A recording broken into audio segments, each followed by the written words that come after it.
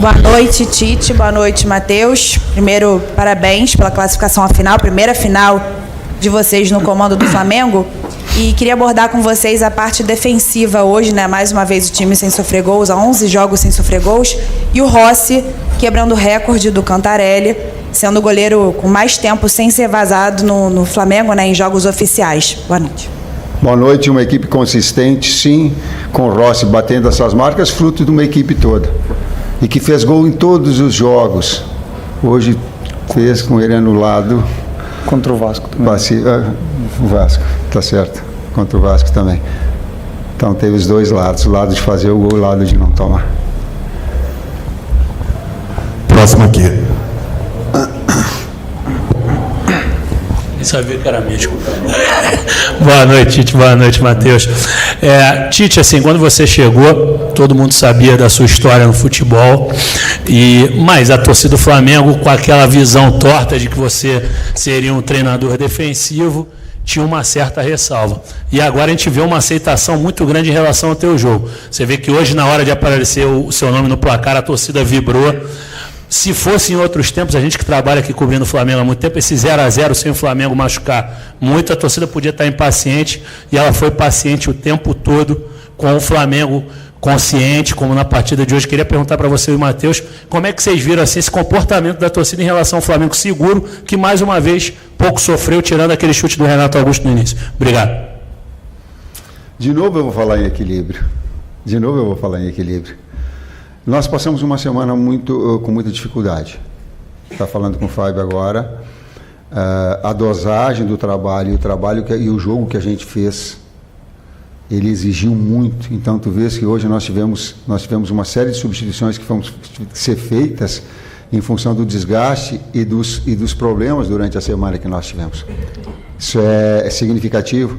E às vezes tira a finesse, o refinamento de uma jogada maior que de contra-ataque, porque o adversário precisava do placar, adiantava a marcação e dava espaços nas suas costas para ser aquilo que nós temos de qualidade, de ser agressivo, de ser vertical. Né? E essa finesse faltou um pouquinho mais para nós termos aquilo que fala de equilíbrio na contundência, nas ações ofensivas. Em contrapartida, ele teve a solidez que tu colocaste. Muito importante também a torcida entender a característica do jogo, né? Um pouco, que era uma equipe que vinha para correr riscos dele também, e acredito que a nossa postura também ajudou o torcedor a entender. A gente sempre procurou agredir a marcação, sempre procurou marcar alto, onde estava a bola a gente procurava agredir e não ficar lá atrás esperando alguma situação do Fluminense. Tanto que eles tiveram poucas situações de finalização no gol, acho que só a do Renato, né? Sem esquecer de um detalhe, vamos considerar, e é significativo, os dois últimos campeões da Libertadores se enfrentaram. Tá certo, né? A grandeza do espetáculo, do jogo, da qualidade técnica, do grande técnico do Diniz. Então, todo um contexto importante em dois grandes jogos. Oi, Tite, boa noite, parabéns pela classificação, Matheus. Tite, eu queria que você falasse um pouquinho do espaço que o Flamengo não vem dando, e aí é claro que a gente está falando do Fluminense, mas isso já vem acontecendo há muitas partidas, o Flamengo não vem dando espaço entre linhas para o adversário criar. Eu percebi que, por exemplo, no segundo tempo, quando o Fluminense precisava do resultado, mas isso aconteceu em diversas partidas, eles não conseguiam criar, ou criavam muito pouco entre linhas, porque o time anda muito compactado, mesmo com as linhas altas, ou com linha média ou linha baixa, que era o caso ali mais do segundo tempo. Então eu queria que vocês comentassem, eu sei que é um trabalho de formiguinha, de todos os dias, mas eu queria que vocês comentassem, porque isso mais uma vez aconteceu hoje. Obrigado e parabéns. Primeiro tempo a gente não conseguiu jogar, porque nós chegamos no intervalo, não precisamos jogar mais, voltou bem no segundo tempo. Eu acho que fez 15, 20 minutos muito bons, fez o gol. Quero ver os melhores lances, quero analisar melhor o lance. Fez o gol. Depois, naturalmente, a tua observação eu concordo, ela vai chegando no final do jogo. As próprias substituições nossas que nós estamos fazendo, aí o adversário procurando fazer o gol e nós sermos consistentes. O que é que tu falaste? Quando tu tem as duas linhas muito compactas, assim, tu dá lado para jogar, tu não dá centro para jogar. e eles não conseguem entrar, né? Essa é uma fase defensiva em qualquer altura que seja. E se retoma dentro de uma média ou ganha numa alta, nós tivemos, acho, no início do jogo uma chance viva de gol, né? Numa retomada no tiro de meta do Fluminense, me corrija se eu esteja errado. No início, não? Estou viajando, não. Então, desculpa, então, a comissão técnica está dizendo que não.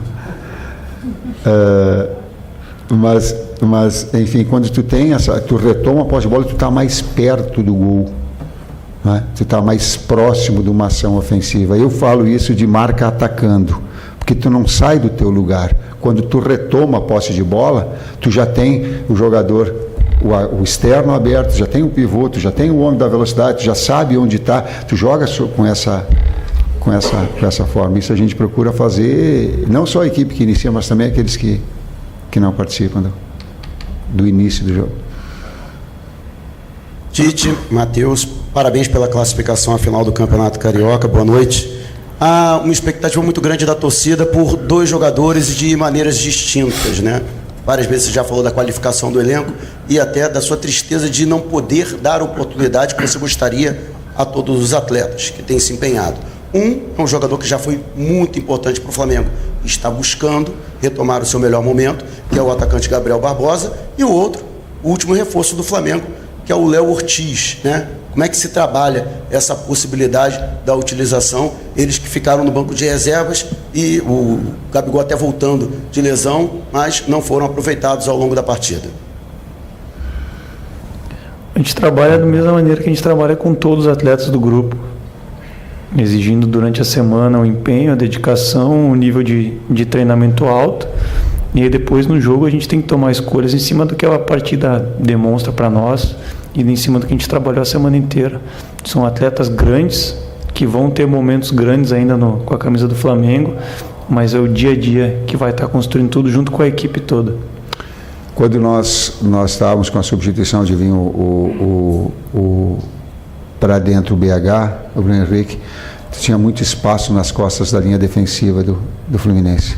E um jogador que ataca espaço com velocidade do BH é decisivo. Então, eu ia utilizar o jogador menos de retenção e mais. Afora o Gabi retornou essa semana, eu acho que ele fez um treinamento, dois com o grupo todo, com o grupo mais forte, né? Assim como o Wesley.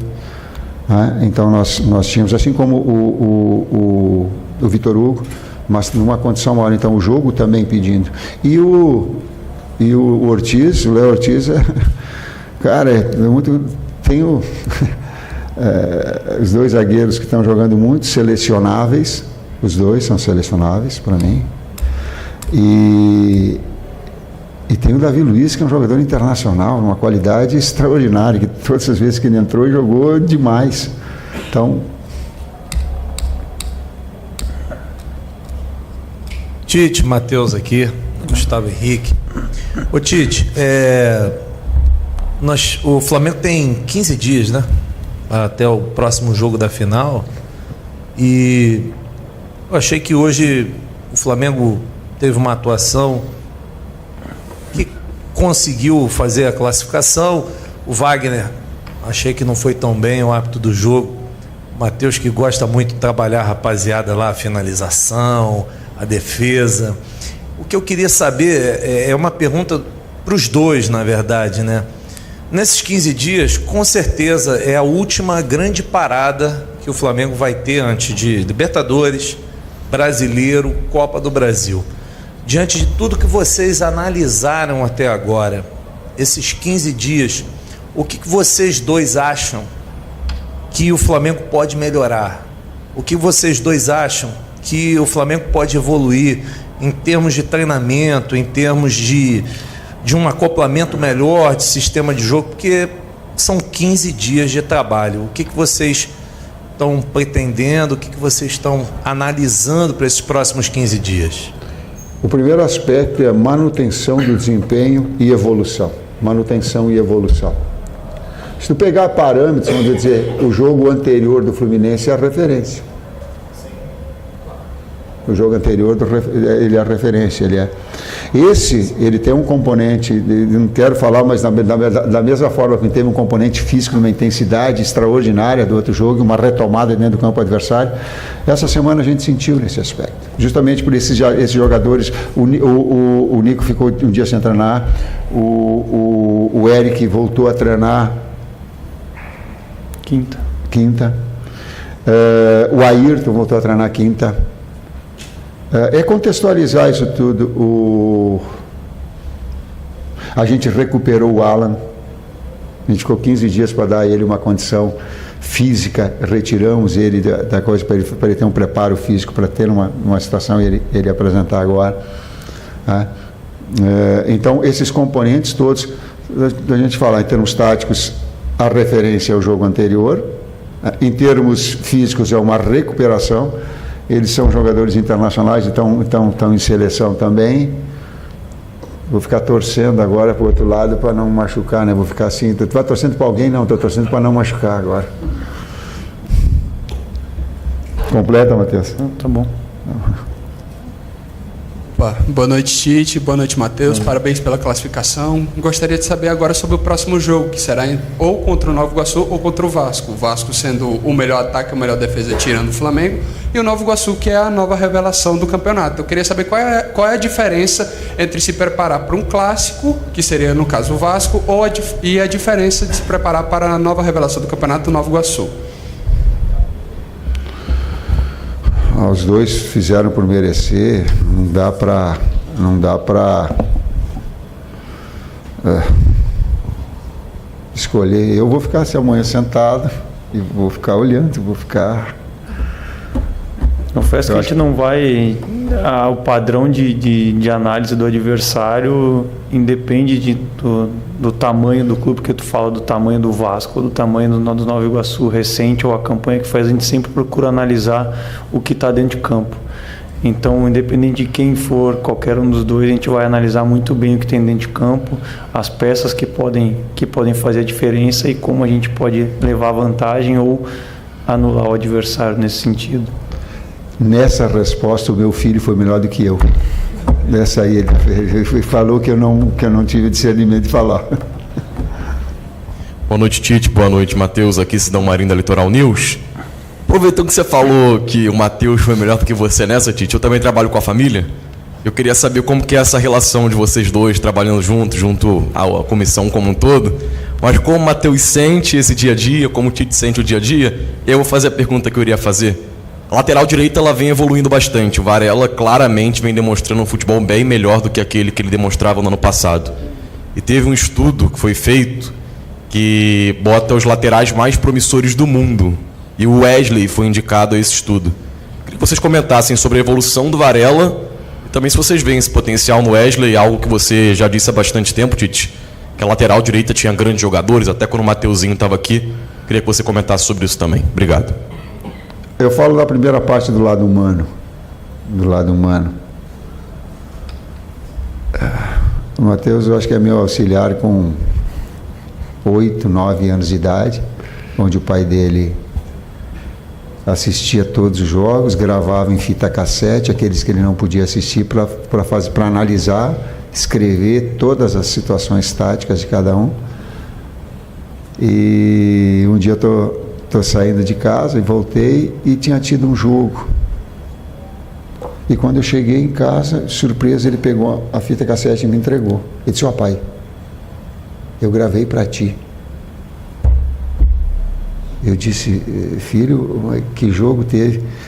Desculpa, não era um jogo com equipes fera. E ele teve a atenção de trazer, não quero dar nome, mas um jogo de um nível um pouco menor, para que eu tivesse a condição de assistir. Então, assim como pais médicos que são e têm seus filhos médicos, o doutor Aloíra é o meu amigo que tem, assim como outros que têm filhos que seguem o mesmo norte dos pais, eu tive a felicidade de ter não só um filho, um grande profissional muito qualificado do lado, e que a gente fica em embate às vezes. O que mais sai choque não é nem com o Kleber há mais tempo, nem com o César, nem com... A liberdade, né? A liberdade também causa atrito. Não é só na parte boa, é difícil também às vezes. Para ele e para mim, mas é muito mais prazeroso do que difícil ter um mestre. Aprender com um mestre desde a infância é um privilégio. É um privilégio. Quanto aos laterais, a gente não falava antes sem ter uma base, né? Então, quando a gente falava que a gente acreditava nos três, quando estavam aqui, e hoje no Varela e no Wesley, é porque a gente acredita no dia a dia o que eles mostram para nós. E talvez a gente tenha que descobrir como fazer com o que eles mostram no dia a dia apareça em campo. E hoje é legal ver o Varela sendo reconhecido por ele estar conseguindo demonstrar isso. E eu tenho certeza que com o tempo, com o espaço e com o dia a dia, com a evolução, o Wesley tem 20 anos. Esse garoto também vai dar muitas alegrias para nós, para o clube, e tem um grande caminho pela frente, sim. Boa noite, gente. Muito obrigado, professor Tite, Matheus. Até a próxima.